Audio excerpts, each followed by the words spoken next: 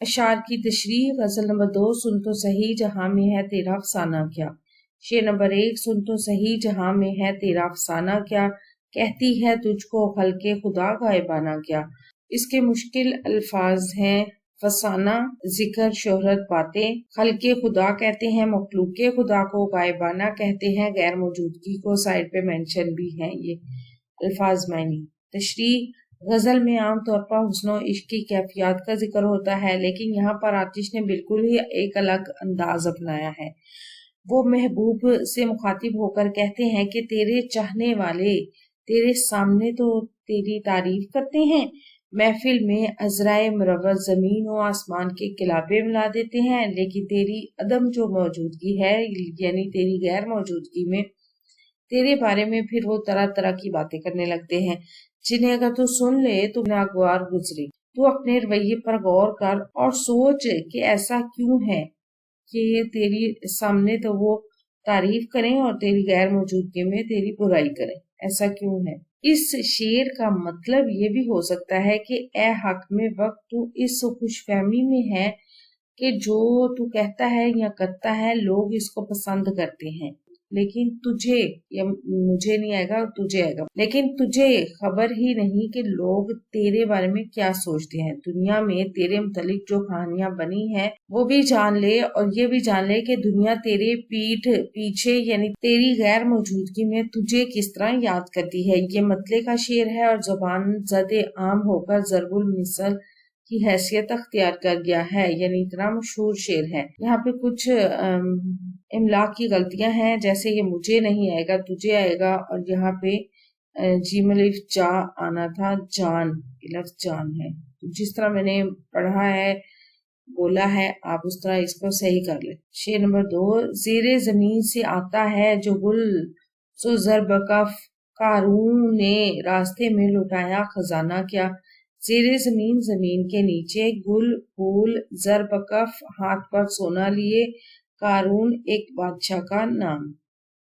تشریح۔ سب سے پہلے تو ہم دیکھتے ہیں تلمیح کسے کہتے ہیں۔ اس میں تلمیح کا استعمال کیا گیا ہے اس شعر میں۔ تو تلمیح کسے کہتے ہیں؟ تلمیح کہتے ہیں کہ کسی بھی بات یا واقعے کی طرف اشارہ کرنا۔ تو شاعر اس شعر میں تلمیح استعمال کرتا ہے، اور اس نے قارون کا لفظ جو ہے وہ بطور تلمیح استعمال کیا ہے۔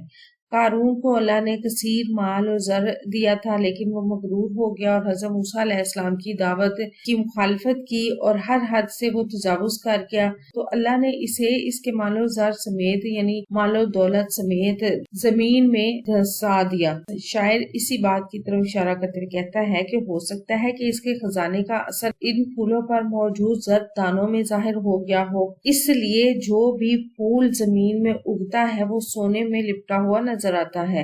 یوں لگتا ہے کہ جیسے قارون زمین میں دھنستے ہوئے اپنا خزانہ لٹاتا جا رہا ہے۔ مجموعی طور پر یہ شعر حسن تعلیل کی مثال ہے۔ حسن تعلیل میں کسی بات کی ایسی وجہ بیان کی جاتی ہے جو اصل میں اس کی وجہ نہیں ہوتی، لیکن اس سے شعر میں ایک حسن سا پیدا ہو جاتا ہے۔ شعر نمبر 3 ہے، چاروں طرف سے صورت جانا ہو جلوہ گھر، دل صاف ہو تیرا تو ہے آئینہ خانہ کیا۔ جلوہ گھر، نظر آنا، ظاہر ہونا، صورت جانا، محبوب کا چہرہ۔ شاعر کہتا ہے کہ اگر دل زنگ و خدورت سے پاک ہو، ہر طرح سے صاف ہو دل، تو پھر دل ایک شیش محل کی طرح ہو جاتا ہے، جس میں چاروں طرف محبوب حقیقی کی صورتیں جلوہ گر نظر آتی ہیں۔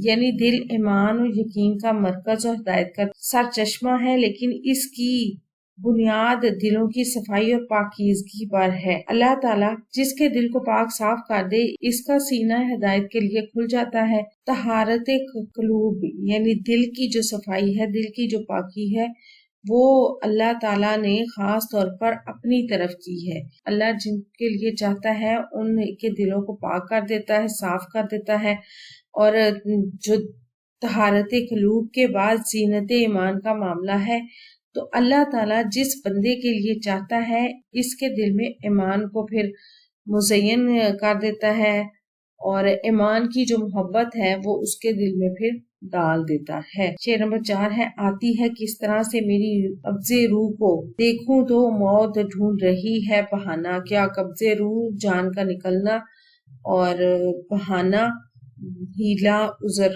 कहते हैं। तशरीह, अल्लाह ताला ने कुरान हकीम में मुख्तलिफ मौक़ों पर मौत की हकीकत की तरफ इशारा किया है, जैसा कि एक जगह इरशाद है कि हर नफ्स ने मौत का जायका चखना है। इसी तरह एक और जगह इरशाद है कि कायनात में जो कुछ भी है वो फना होने वाला है। इस शेर में भी शायर मौत को एक हकीकत के तौर पर तस्लीम करते हुए कहता है कि दीगर इंसानों की तरह इसे भी मौत को गले लगाना है। मौत से फरार किसी सूरत मुमकिन नहीं है, लेकिन जमाने का चलन है कि जब कोई आदमी दुनिया से चला जाता है तो इसके बारे में लोग सवाल करते हैं कि इसे मौत कैसे आई, कोई हादसा हुआ या कोई बीमारी मौत का वजह बनी, यानी मौत ने किस बहाने से उसे आ लिया। शायद कहते हैं कि मुझे भी मौत अपने मुकर्रर वक्त पर ही आएगी, लेकिन ये मालूम नहीं है कि मेरी मौत का बहाना यानी सबब यानी वजह क्या होगी। क्या मैं किसी हादसे का शिकार हो जाऊंगा या कोई बीमारी आ लेगी, क्योंकि इसका इल्म सिर्फ अल्लाह के पास है। लेकिन मुझे इतना ही देखना है कि मौत का फरिश्ता मेरे लिए मौत का क्या बहाना ढूंढता है। शेर नंबर 5, तबलो अलम ही पास है अपने न मुल्क व माल, हमसे खिलाफ होके करेगा जमाना क्या। तबल कहते हैं ढोल को और अलम कहते हैं झंडे को, मल्क कहते हैं बादशाहत को, जमाना कहते हैं दौर को, माल कहते हैं दौलत को। तशरीह, हैदर अली आतिश को शायर कलंदर कहा जाता है और वो तवक्कुल और कनात का पैकर थे। इस शेर में वो अपनी दरवेशी तबल की तरफ इशारा कर रहे हैं। वो कहते हैं कि जमाना या लोग आम तौर पर इससे ही नुकसान पहुंचाते हैं या इसी की मुखालफत करते हैं जिसके पास दुनिया का माल और मता हो या फिर जिसके पास दुनिया में बादशाहत और शान और शौकत हो। मैं तो एक फकीर सा इंसान हूँ, मेरे पास ना ही तो मुल्क है ना ही कोई माल और ज़र है जिसके हसूल के लिए दुनिया मेरी मुखालिफ हो जाए।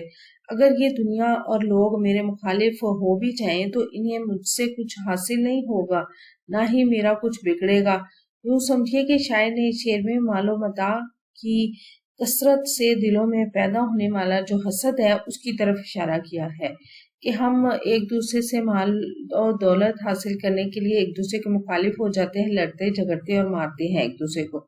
वो कहते हैं कि बाज़ औक़ात मालो दौलत की कसरत से दिलों में हसद पैदा होता है कि इंसान सोचता है कि उसके पास इतनी दौलत क्यों है, किसी तरह वो दौलत मुझे मिल जाए, जिससे रकाबतें और अदावतें जन्म लेती हैं, दुश्मनियां जन्म लेती हैं और लोग नफरत का शिकार हो जाते हैं। शेर नंबर 6, यूं मदी हसद से न दे दाद तो ना दे, आतिशे गजल ये तूने कही आशिकाना क्या।